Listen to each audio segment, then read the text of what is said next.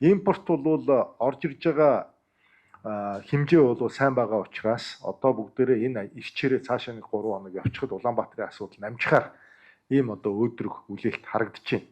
За мэдээж одоо өчигдөр бол мэдээж өгсөн үүрэг даалгаврынхаа хэрэгжилтийг ингээд шалгаад явхад бол бас дандаа ингээд аж ахуйн нэгжүүдээ бас цагийн зандраад байхаас илүүтэй сайн байгааг нь бас хэлэх хэрэгтэй. За нэгдүгээрт бол одоо бас Улаанбаатарын хэмжээнд бол Петроус их сайн ажиллаж байна л. Сайн ажиллаж байна. Нэлээд сайн дэгүүлж байна. Ер нь бол бүх газруудаараа бүх гушуугаараа зэрэгцүүлээд явж байна. За Тэс Петролиум, Шунхлай, за Эм ойл, Аргал, Монсул гээд за Магнатрейд гэдэг энэ аж ахуйн нэгжүүд бол сэтгэлээ гаргаад өрхөө сто зүтгэж байна. Өчигдөр би бас энэ Петроусын тэр нэг тусгаалan одоо энэ КОП зориулагдсан байгаа шатхуун түгээх станцыг энэ ажиллахгүй байгаануудад оруулаад хилцсэн байна лээ. Тэрэндээ бас уучлалт хүсье. Бас тэр бол алдаатай мэдээлэл болсон мэлж лавгаад байгаа. За тэгэхээр бол бүх чиглэлээр үүрэг хариуцлага хүлээгээд ингээд явж байна. Үүрэг даалгавар сайн биелүүлж байгаа аж ахуйн нэгжүүдэд талархал илэрхийлье. Энэ ирчээрээ яваарай. Энэ ирчээрээ яваарай. Ээлжлээд бүгдээрээ яваарай. Би өнөө орой дахиад явна.